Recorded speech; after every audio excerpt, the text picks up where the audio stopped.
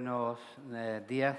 Les agradezco mucho su compañía en este acto de especial simbolismo para el Instituto Cervantes y es un honor contar con la presencia del ministro de Ciencia e Innovación, don Pedro Duque, con la vicepresidenta de Organización y Relaciones Institucionales del Consejo Superior de Investigaciones Científicas, la profesora Rosina López Alonso Fandiño, y con el director del Instituto Cajal, el profesor don Ricardo Martínez Murillo.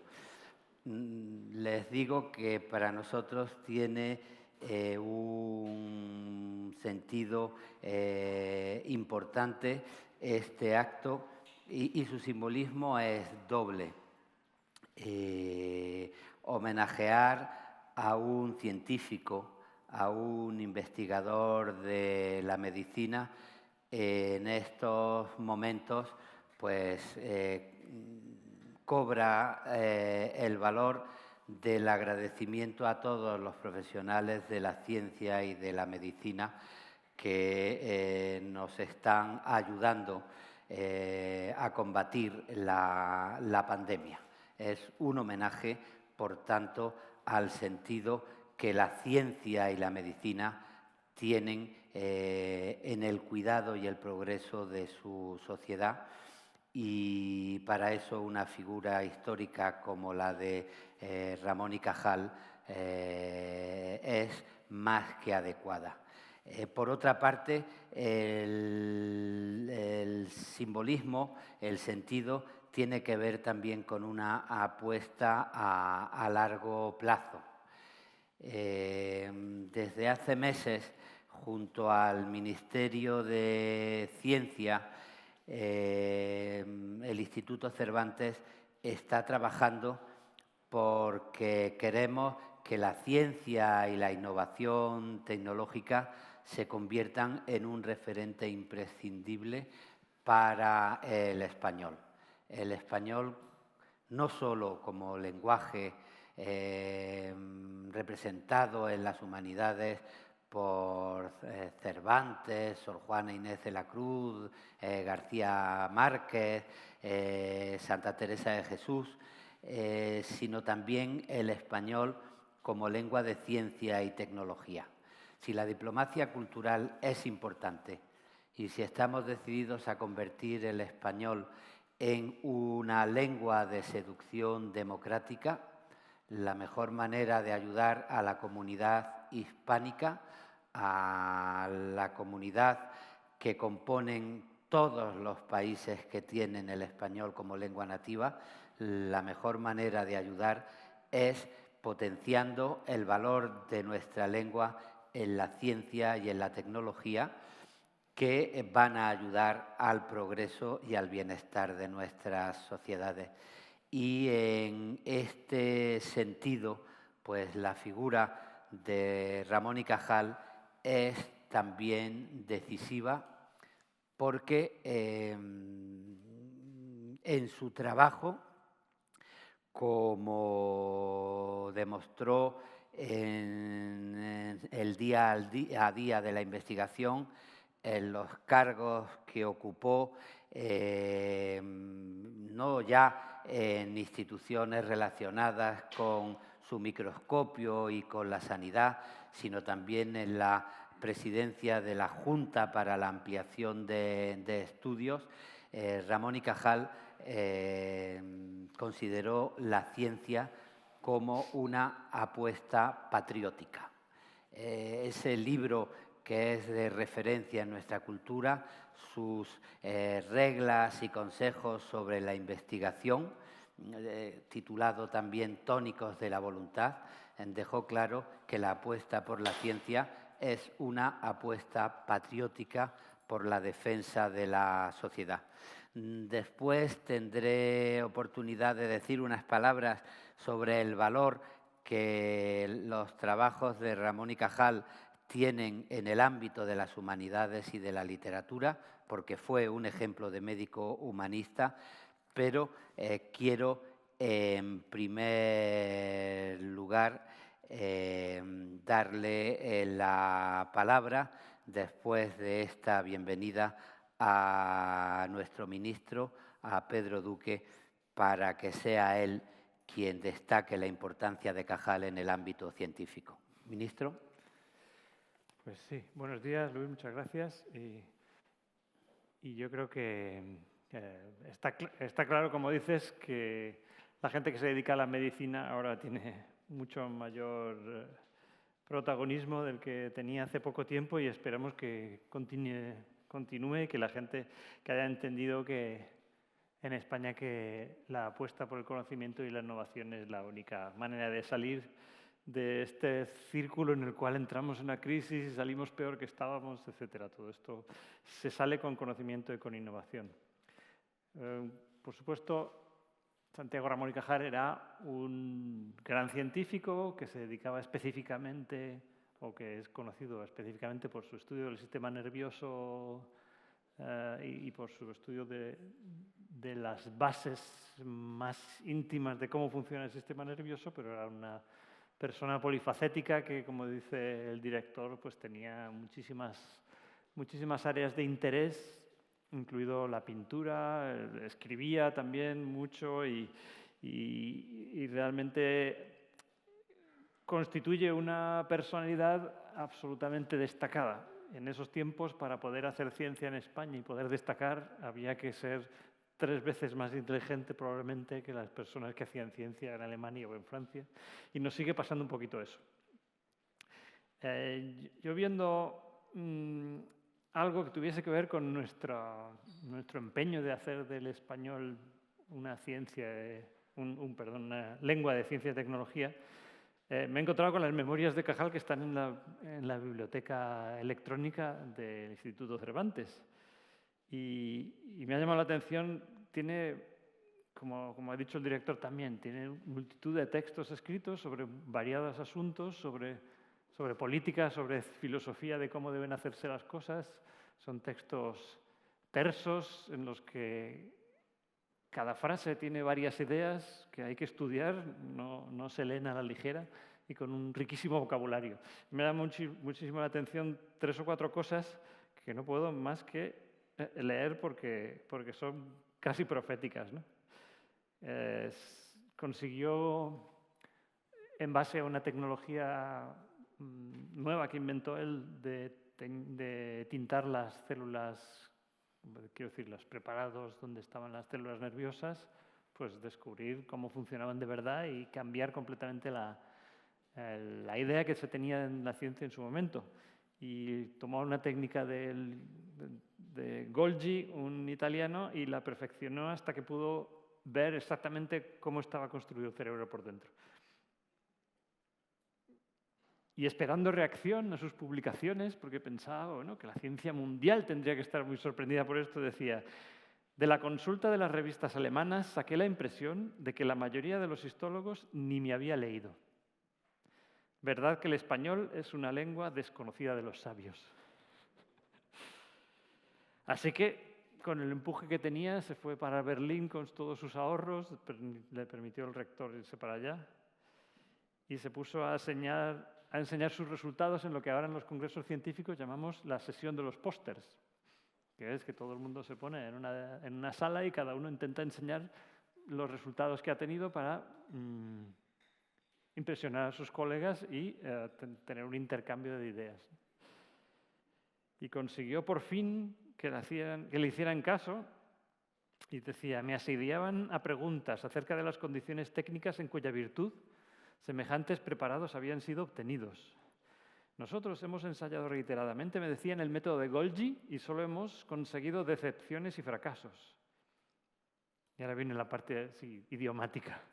Entonces les expuse en un francés chabacano, menuda y pacientemente, todos los pequeños secretos de manipulación de la reacción cromoargéntica. Señalé las edades y condiciones de los embriones y animales más favorables al logro de buenos preparados e indiqué las reglas prácticas encaminadas a aminorar en lo posible el carácter aleatorio del método, etc. Es decir, había una complicación grande de comunicar la ciencia. En un francés chabacano con los científicos alemanes, pues consiguió explicárselo. Y después visitó Alemania, visitó las universidades de Alemania y vio las condiciones que había allí. Y hablando de la superioridad de la ciencia alemana decía: en la universidad se enseña a trabajar, pero el ambiente social, obra del Estado, enseña algo mejor: el respeto y la admiración hacia el hombre de ciencia. De nada servirá que el universitario reciba una cultura técnica, eficiente y con ella el ansia noble y patriótica de colaborar en la obra común de la civilización, si al mismo tiempo no contempla en torno suyo menospreciada la pereza, aborrecidas la farsa y la intriga, galardonado el mérito superior y reverenciado el genio. Probablemente es lo que desarrolló después en aquel otro texto de cuál sería la filosofía de la ciencia. Múltiples condecoraciones, aparte de, por supuesto, la más importante que fue esta. Por fin consiguió convencer a los alemanes que le defendieron contra los que defendían la antigua teoría reticular, y creó una escuela neurológica de referencia mundial, unos preceptos por los cuales pensó que funcionaba el cerebro, y hasta hoy.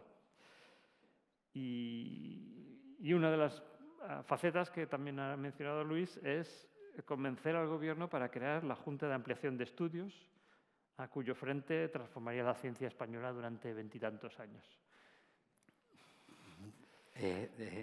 Gracias, ministro. Veo que en el orden de intervenciones que tenemos preparado le corresponde ahora la palabra a la profesora Rosina López Alonso como vicepresidenta de organización del Consejo Superior de Investigaciones Científicas, para que evoque también brevemente su labor a partir de la fundación de la Junta para la Ampliación de Estudios e Investigaciones Científicas, que fue también la raíz de lo que hoy es nuestro Consejo Superior de Investigaciones Científicas. Muchas gracias. Muchas gracias.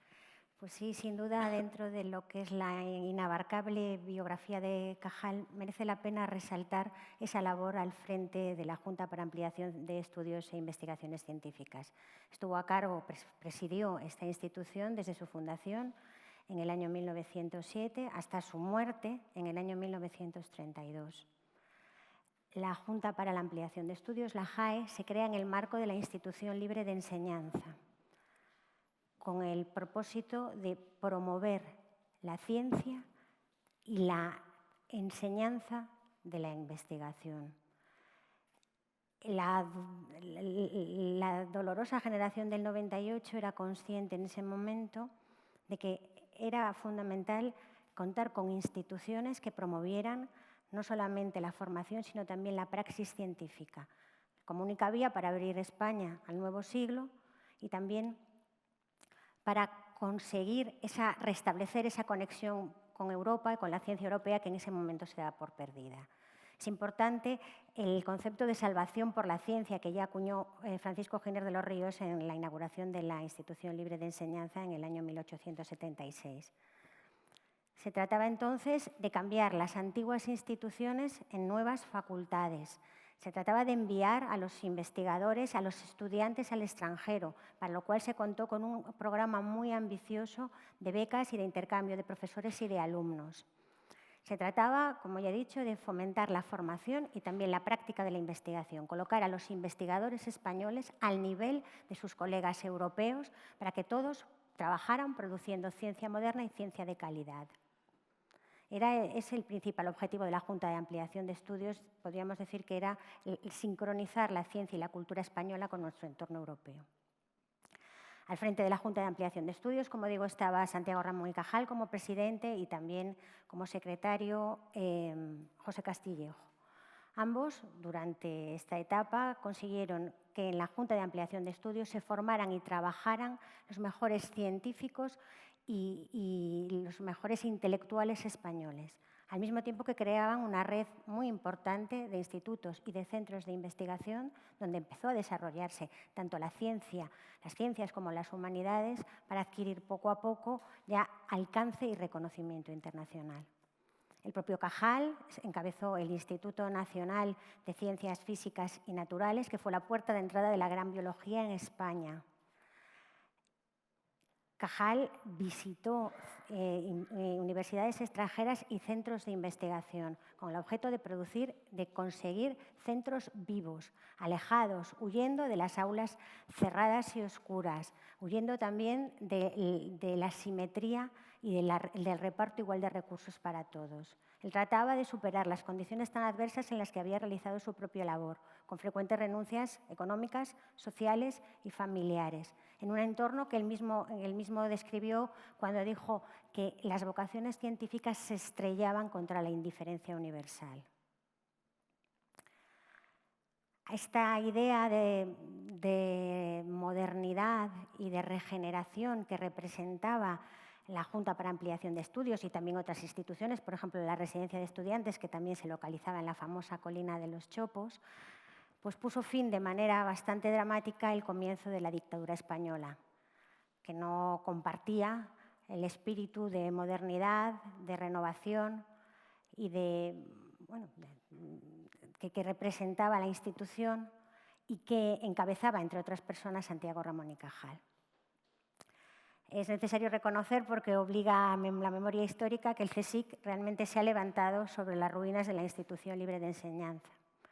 Pero también hay que reconocer que el CSIC actual se ha imbricado realmente en esas ruinas y se entiende a sí mismo como un organismo que también bebe de la ciencia y del conocimiento, y que entiende que solamente en la vanguardia de este conocimiento se puede conseguir el progreso, y cuyos investigadores todos los días nos inspiramos en la tenacidad, en la laboriosidad, en el ingenio y en ese genio polifacético de Santiago Ramón y Cajal. Muchas gracias. Gracias, Rosina. Como ustedes saben, el Instituto Cervantes tiene en su caja de las letras la ilusión de defender una y otra vez el legado de nuestros mayores para decir que la verdadera riqueza de un país es su cultura. Y para nosotros era muy oportuno este acto para homenajear a la ciencia, homenajear a los médicos en esta circunstancia y apostar por la ciencia, como he dicho antes, y por la tecnología como un patrimonio decisivo del español. Quisiera hacer una brevísima reflexión de qué acogemos hoy en la caja de las letras del Instituto Cervantes. En estos días de pandemia, con frecuencia nos hemos preguntado, nos han preguntado, ¿y qué mundo nos espera después del COVID-19? Y cuando a mí me lo preguntaban, recordé más de una vez una entrevista que yo he utilizado a veces en mis clases de literatura, que Ortega y Gasset le hizo en el primer número de la revista España a Ramón y Cajal en 1915. Y le preguntaba, ¿qué mundo espera usted después de que acabe esta guerra mundial? Eran los años de la Primera Guerra Mundial. Y Santiago Ramón y Cajal le contestaba a Ortega y Gasset: la verdad es que siento decir que yo no soy muy optimista. Después de pasarme años y años observando el cerebro humano, creo que desde los años del primate o del neandertal hasta nuestros años, el cerebro humano ha evolucionado poco. Y estamos acostumbrados a devorarnos, a matarnos. Estoy seguro que se saldrá de la guerra. Los vencedores sabrán que han triunfado porque tenían poder bélico y volcarán su presupuesto en el poder bélico. Los alemanes que serán derrotados pensarán que tienen que rearmarse inmediatamente para salir de la derrota, y los que han sido neutrales o se meterán en el vértigo de las relaciones internacionales que inviten al rearmamiento o quedarán marginados de la historia. Esto decía Ramón y Cajal, pero al mismo tiempo decía: no me acomodo al pesimismo. hay un cuento de Ramón y Cajal. Ramón y Cajal era un hombre muy curioso y con muchos intereses.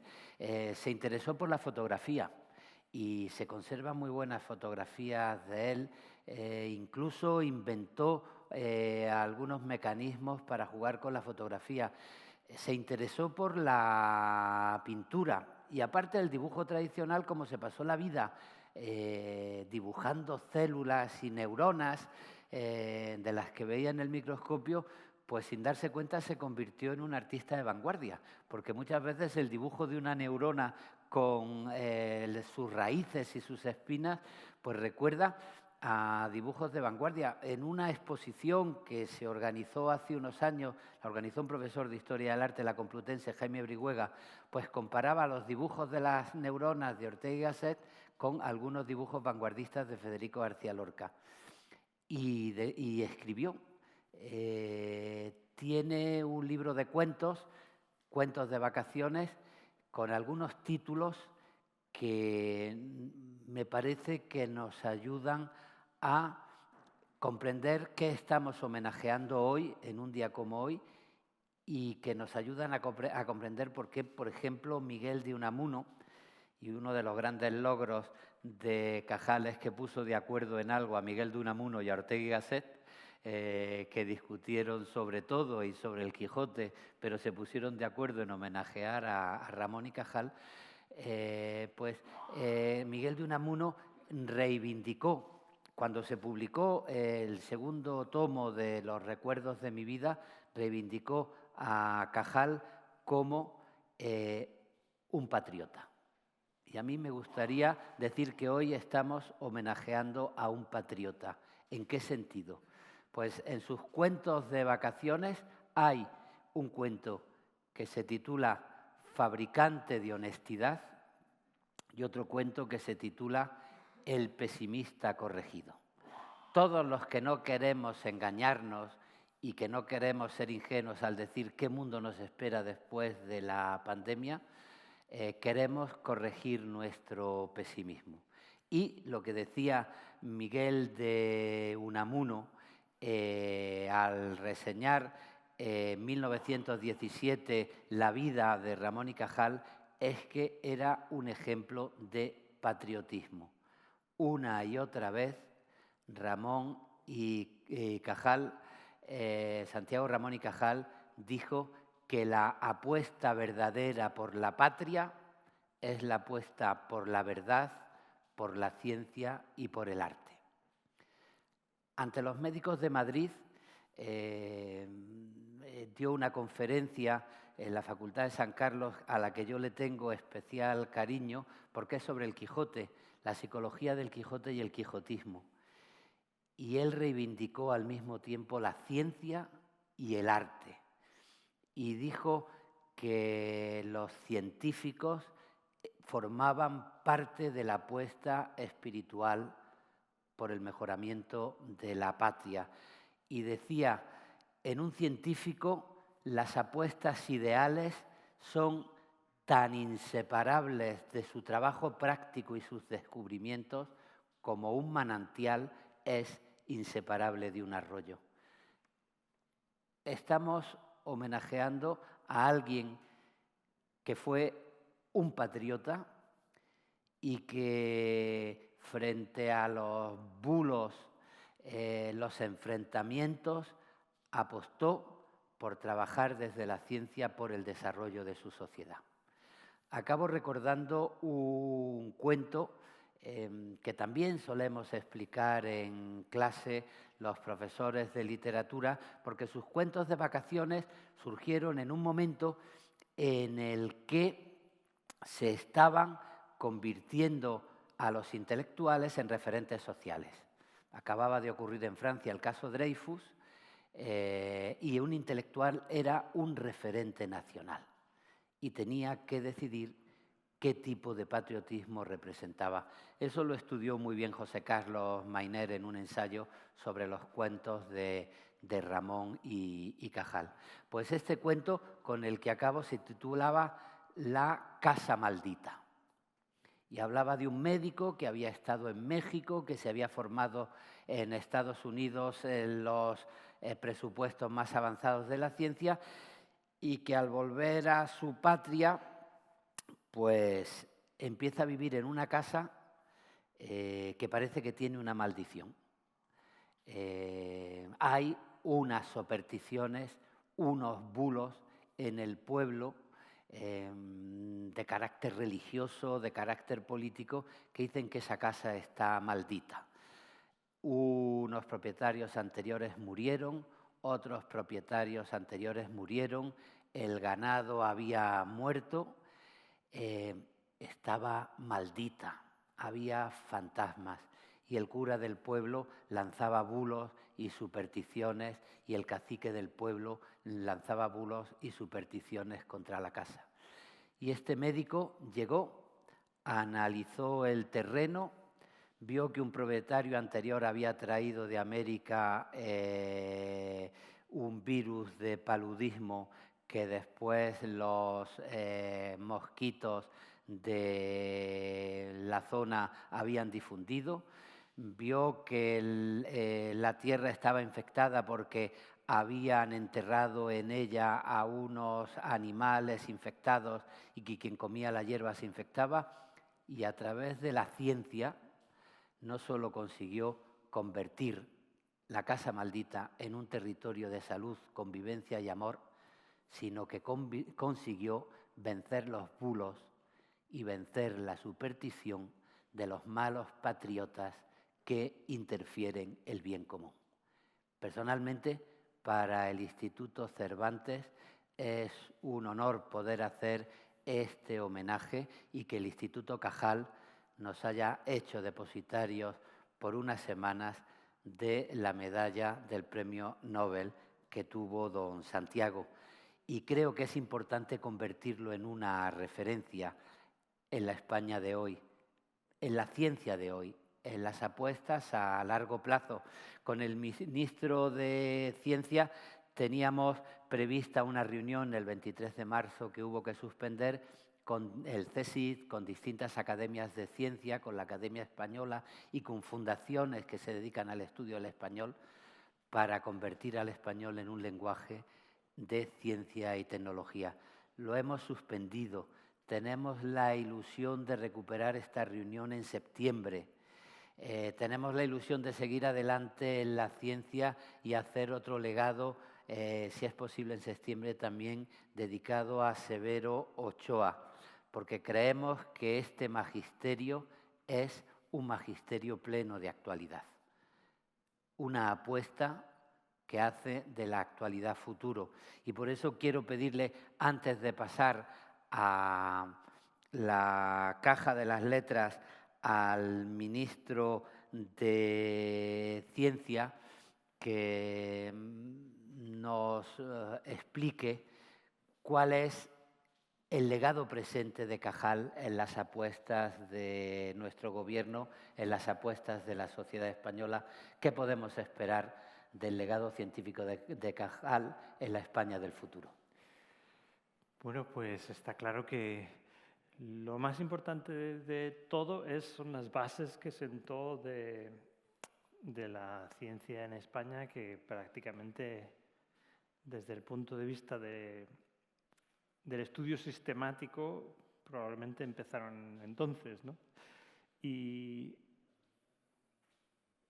ha habido varias generaciones, como decía también la vicepresidenta de CSIC, de científicos que han bebido precisamente de ahí, y ahora pues parte de las investigaciones que se están haciendo en España, que pudieran estar a un nivel suficientemente alto como para considerarlo mundial, pues provienen, se puede trazar de profesor a alumno o de mentor a seguidor, desde Ramón y Cajal, ¿no?, a Severo Ochoa, a Margarita Salas. Y ahora ya está, no hay más generaciones, los que están ahora han estudiado con ella, con lo cual creo que está claro que dejó un legado magnífico, y lo que no hemos sido capaces en España todavía es de continuar el legado que dejó en la filosofía de cómo España, en ese patriotismo que mencionas, muy bien mencionado, de cómo en España podríamos hacer para que el conjunto de la sociedad entendiese que hay que ir un paso más y, sobre todo, hay que, como decía él, en la sociedad menospreciar la pereza, darle gran valor al talento, empujar a que el talento se desarrolle y que contribuya a la sociedad. Creo que todavía nos queda un hueco ahí en el que España todavía está más o menos a la mitad de nivel de recursos que los países de Europa, y por lo tanto ahí en el legado de Cajal tenemos que seguir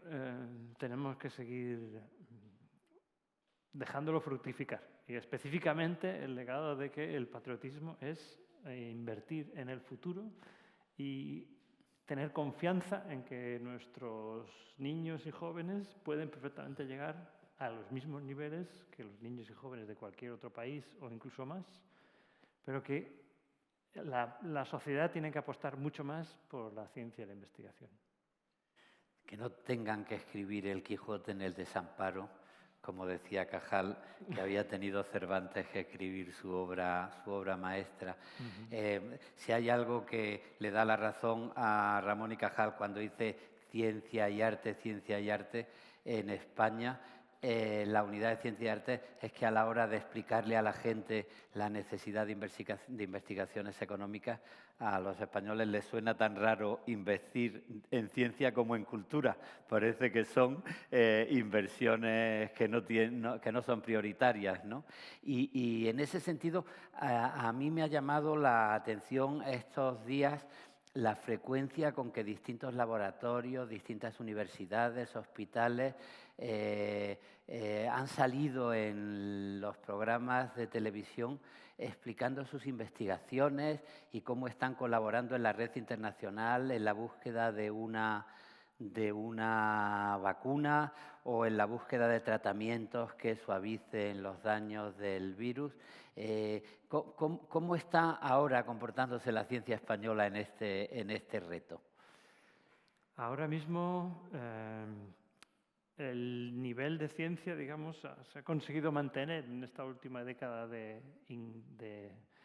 penurias crecientes en algunas especialidades de una forma muy notable y más o menos se puede decir que por suerte o por heroísmo de los propios científicos en esta área de la microbiología, pues seguimos teniendo una presencia muy importante en las investigaciones mundiales. Y ahí estamos, ¿no? Es decir, que de las gentes que más saben en general de los diversos coronavirus que existen en el mundo, pues están allí en el CSIC precisamente y tenemos la oportunidad de participar a nivel igual en las investigaciones que se hacen en el mundo, pero todo siempre visto desde el punto de vista de que los recursos son siempre mucho menos, con lo cual siempre resulta mayor esfuerzo para el investigador español siempre trabajar.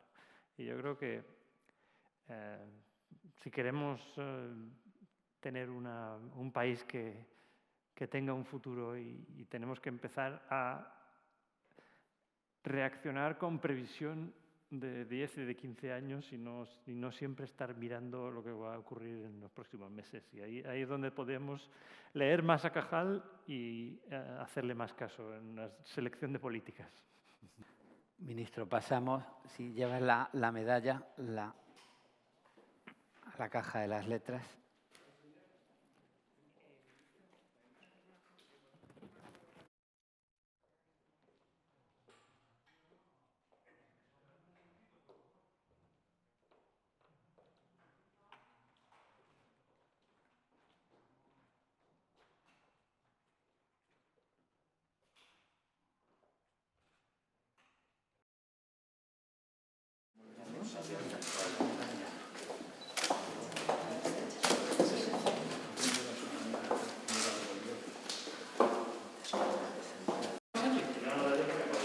Si no te mueves, ¿no?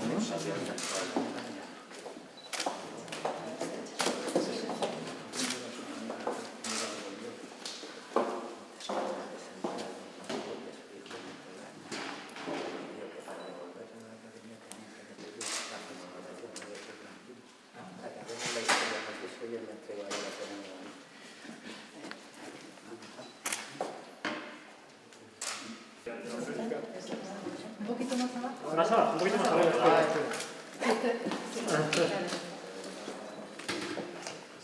Un momentito. Vale, un poquito más. Tampoco el baño.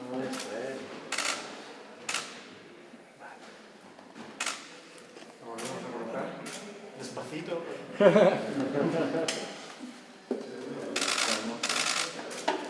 Tenemos el cacharro.